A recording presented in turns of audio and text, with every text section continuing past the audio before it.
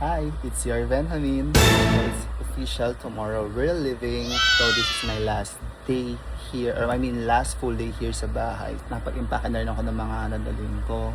Like I have my 2 luggages. I don't know, hindi ako mahilig magdala ng mga hand carry na bag.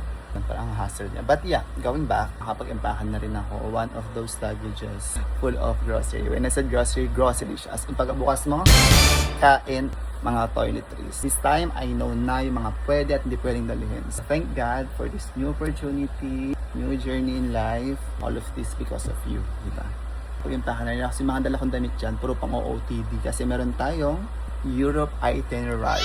Yes, may Europe tayo. It's my first time. Kaya medyo excited din ako. Dahil new places din. Who's of months na nasa barko tayo sa Central America yung itinerary. Okay na rin siya dahil, di ba? Kasi may work tayo. Pag sa Pilipinas, wala. Dahil sa gobyerno, hindi tapat. Pagsak ang lahat. I just want to share this new opportunity, new journey with you guys. So, this is the start of my vlogging again. In a while since nag-vlog ako. As in yung vlog na ganito.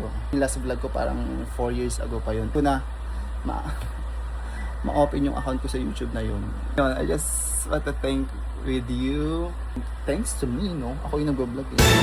So yun, see you around.